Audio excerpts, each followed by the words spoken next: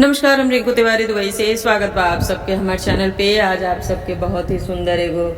बेटा बियाह गीत सुनाओ तो नहीं अच्छा लगे तो अपना घर जरूर बजाई लोगिन। और अगर चैनल पे नया बनी तो चैनल के सब्सक्राइब कर ली लोगिन, बेल आइकन प्रेस करी लोगिन कि जब भी हम गाना अपलोड करी तो सबसे पहले नोटिफिकेशन आप सबके मिले। देखता जाना का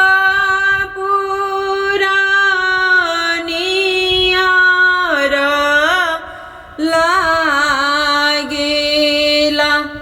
चलता लागेला बड़ी दूर जाए में कुछ बिलम लागेला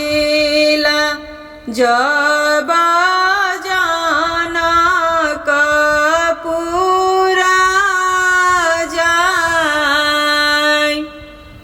सोने के कुरुसिया बैठिले राजा दशरथ चूसी चूसी कुचिले पान लेहू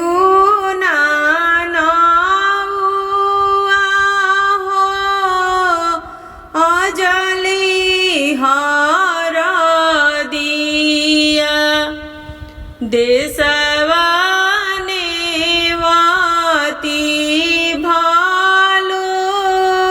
देव नौआ के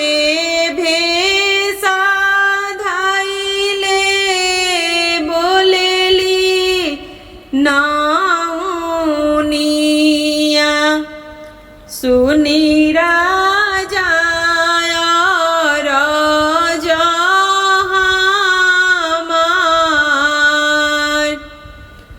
रौरात राजा कुला बहुत माणे हमसे नेवतलो ना जाय गाया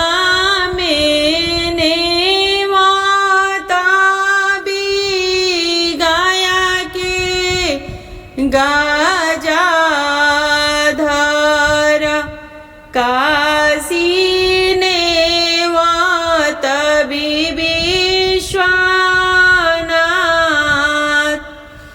धरती नेवत बिछापन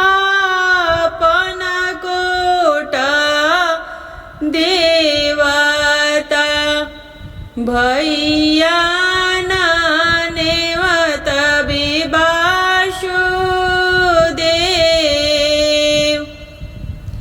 गाया से आवेले गाया के गजाधर काशी से आवे विश्वनाथ धरती से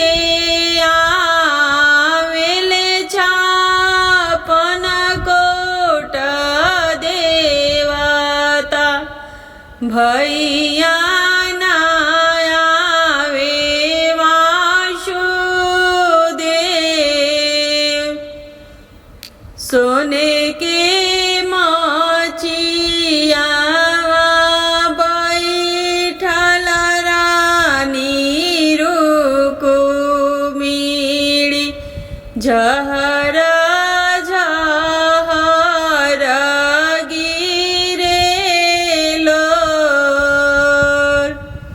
सोने के माचिया बैठल रानी रुकुमिणी झहरा झहरा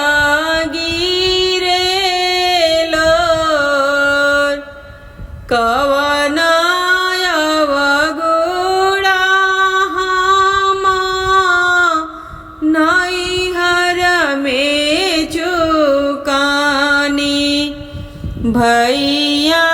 नायावे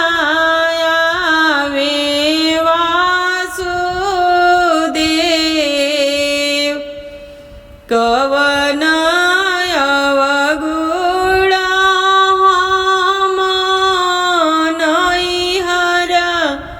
में चुकानी भैया